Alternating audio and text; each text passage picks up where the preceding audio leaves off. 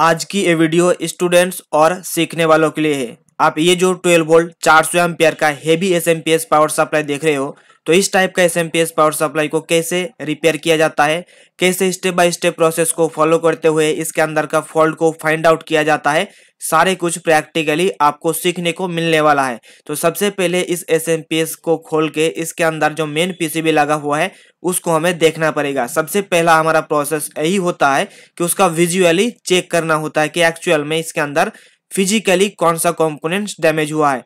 तो इस एसएमपीएस को खोलने के बाद ही मुझे इसके अंदर का मेन फिल्टर कैपेसिटर फूंका हुआ देखने को मिल रहा है, जो कि बहुत बुरी तरीके से फूंक गया है। इसका अंदर का भी सारे मटेरियल्स बाहर आ चुका है और ये कंडीशन तब भी आता है जब इसके अंदर कोई बहुत ही जोर से शॉर्ट सर्किट होता है।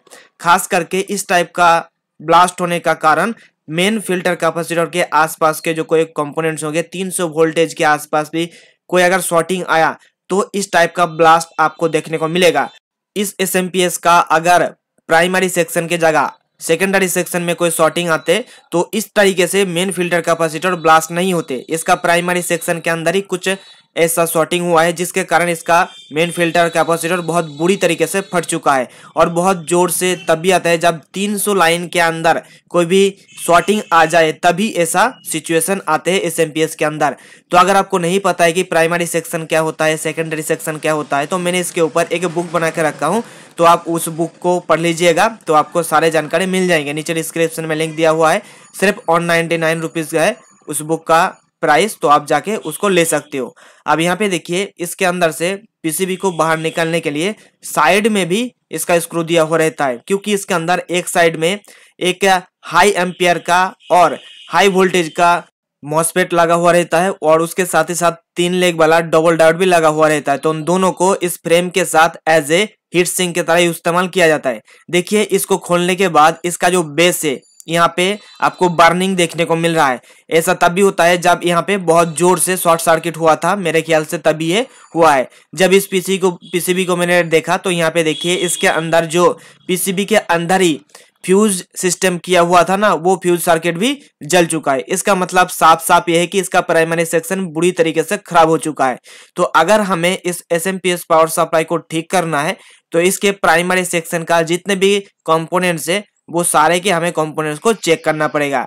खास करके सबसे पहले हमें इसका डायोड को चेक करना पड़ेगा, क्योंकि इस केस में डायोड सबसे पहले खराब होते हैं, उसके बाद मॉसफेट खराब होते हैं और उसके बाद खराब होते हैं हमारा पीडब्ल्यूएम आईसी। अगर मॉसफेट खराब होंगे तो उसके साथ साथ आपको पीडब्ल्यूएम आईसी भी चेंज करना पड़ेगा।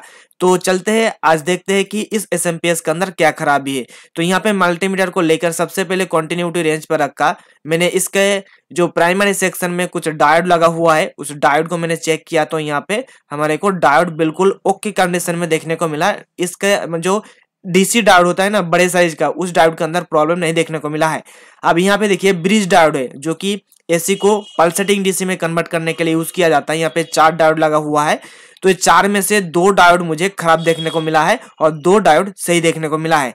तो 4 में से 2 खराब है और 2 सही है। तो मैं क्या करूंगा कि 4 में से चारों डायोड को मैं यहाँ पे रिप्लेस कर दूंगा। कई बार ऐसा भी होता है कि 2 डायोड को चेंज करने जाता हूँ और फिर बाद में देखता हूँ कि उसके चक्कर में बाकी जो 2 डायोड था उसका अंदर का कैपेसिटी कम हो चुका है, जिसके कारण फिर से दोबारा खराब हो जाते हैं।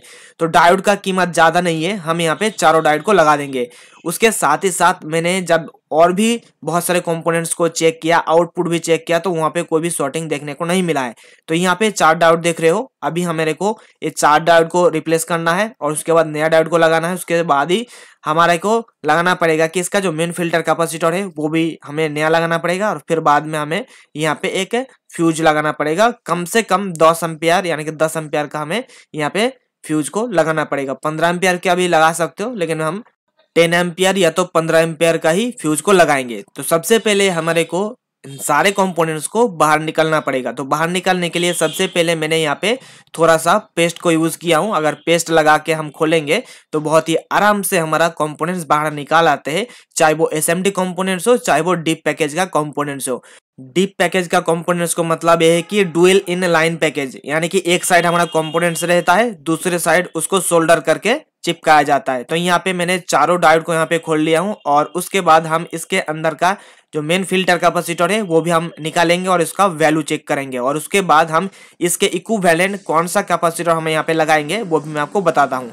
यहाँ पे देखिए कैपेसिटर को मैंने निकाल लिया हूँ और कैपेसिटर के ऊपर लिखा हुआ है 400 वोल्ट 120 माइक्रोफैराड।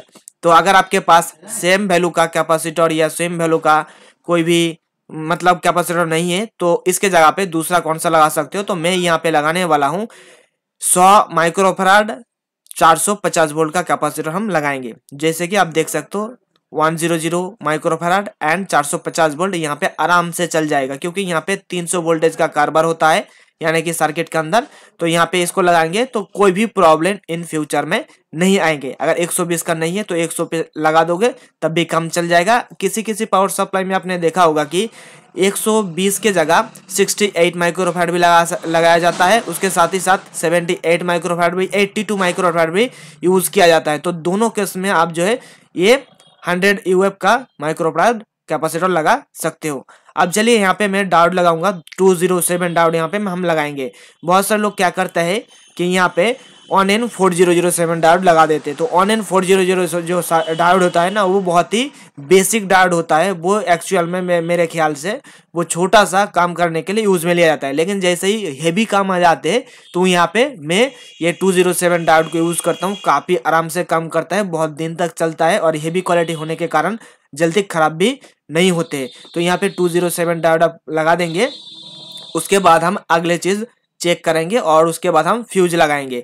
तो ये 207 अगर आपको अपने मार्केट से नहीं मिल रहा है तो आपको हमारे ऑनलाइन स्टोर दीप इलेक्ट्रॉनिक्स लैब शॉप.in से बहुत ही सस्ते में मिल जाएंगे जितने क्वांटिटी आप लेना चाहते हो, क्योंकि हम इसको पूरा 1000 का जो बंडल है वो 1000 का बंडल में लेकर आता हूँ मार्केट से, क्योंकि ये 207 डायोड काफी कमाल का काम करता है। मेरे आसपास के जितने भी टेक्नीशियंस है ना सभी के पास 207 डायोड होता है और हमारे पास से ही लेकर जाते हैं। अगर आप भी कोई भी इलेक्ट्रॉनिक्स रिपेयरिंग का काम कर रहे हो तो वहाँ पे डायोड जरूर यूज में होता है। एलसीडी एलईडी टीवी के अंदर भी होते हैं, तो वहाँ पर भी मैं इस 207 डायोड को लगाता हूँ। जहाँ पर भी 230 वोल्ट को मतलब डीसी में कन्वर्ट करने के लिए ब्रिज रेक्टिफायर लगा हुआ रहता है और वो 1 एम्पियर से लेकर 2 एम्पियर तक, उसका मतलब ज्यादा एम्पियर की जरूरत नहीं है।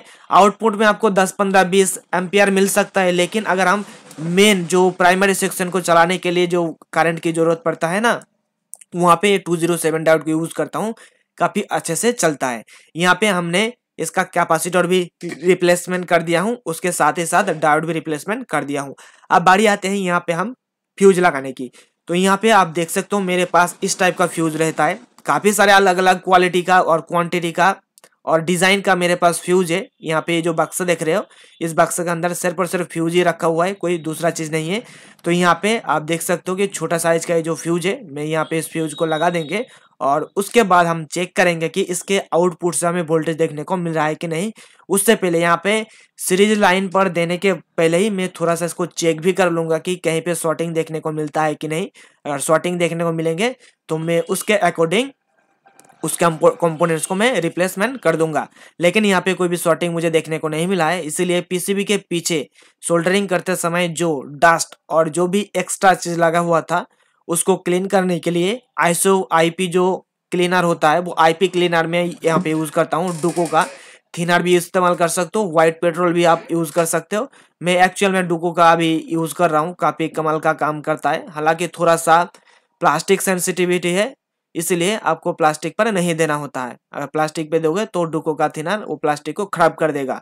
तो यहाँ पे देखिए इसके अंदर सप्लाई देने के लिए एसी कॉर्ड हमने यहाँ पे लगा दिया हूँ और लगाने के बाद अब इसके अंदर मैं सप्लाई देता हूँ और चेक करता हूँ कि चालू होता है कि नहीं। देखिए सप्लाई देने से ही इसका जो फैन है आपको घूमते हुए देखने को मिल जाएगा, बहुत ही बढ़िया तरीके से घूम रहा है। अभी मैं इस एसएमपीएस पावर सप्लाई को सीरीज कनेक्शन करके रखा हुआ है ताकि अगर कोई इसके अंदर गड़बड़ी रहे तो वो ब्लास्ट फिर से दोबारा ब्लास्ट ना हो जाए, इसीलिए मैंने इसको सीरीज पर कनेक्शन किया हूँ। अब इसका आउटपुट वोल्टेज को मैं चेक कर लेता हूँ, उसके बाद डायरेक्ट लाइन देने के बाद मैं इसका लोड भी आपको चेक करके दिखाऊंगा।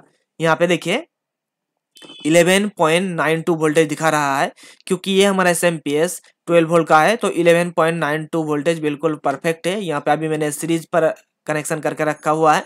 अगर डायरेक्ट लाइन देंगे तो थोड़ा सा यहाँ पे वोल्टेज का बूस्ट हो जाएगा, यानी कि थोड़ा सा बढ़ जाएगा और जब लोड जाएंगे वो आराम से चलेंगे, कोई भी दिक्कत नहीं होंगे। तो यहाँ पे हमें प्रॉपर आउटपुट वोल्टेज देखने को मिल गया है। अब आपका होगा कि यहाँ पे तो हमने सिर्फ और सिर्फ इसका डायोड को चेंज करा हूँ और उसके बाद हमने यहाँ पे कैपेसिटर को चेंज करा हूँ, फिर यहाँ पे हमारा पावर सप्लाई ठीक हो गया है। तो मैं आपको बताना चाहूंगा कि अगर इन दोनों चीज को बदलने के बाद भी अगर ठीक नहीं होता तो यहाँ पे देखिए एक छोटा सा आईसी आपको देखने को मिल रहा होगा। ये एक्चुअल में PWM आईसी होता है, सभी SMPS पावर सप्लाई के अंदर लगा हुआ रहता है। इसका नंबर है 3842। तो सभी अलग अलग पावर सप्लाई के अंदर अलग अलग नंबर का ये आईसी लगा हुआ रहता है। तो हमारे पास सभी तरीके का पावर जो आईसी होता है, पावर आईसी मौजूद है, हमारे वेबसाइट से मिल जाएंगे। तो अगर इन दोनों चीज़ को रिप्लेसमेंट करने के बाद भी ठीक नहीं होता तो मैं इस आईसी को बदल देता। उसके साथ ही साथ इसके अंदर जो मॉसफेट लगा हुआ था, मॉसफेट को भी मैं चेंज कर देता। लेकिन मुझे मॉसफेट और PWM आईसी को चेंज करने की जरूरत नहीं पड़ा है। और आईसी की अगर बात करें कीमत की तो बहुत ही सस्ते में आईसी मिल जाती है, 30, 35, 40 रुपीज़ में आपको ये आईसी मिल जाएगा। अभी चलिए इसका लोड भी चेक कर लेता हूँ। हमारे पास ये हाई वाट का एक टोटो का लाइट है, आप बाइक में कार में भी यूज़ कर सकते हो इस लाइट को। तो इस लाइट को चला के आपको दिखाता हूँ कि इसके आउटपुट से हमें कोई भी वोल्टेज देखने को मिलता है कि नहीं। हमने सिंपली इसका पॉजिटिव और नेगेटिव का कनेक्शन करा हूँ और पॉजिटिव नेगेटिव का कनेक्शन करने के बाद अब बारी आती है कि इसके अंदर AC सप्लाई देने की। इस बार मैं इसका डायरेक्ट लाइन दूंगा।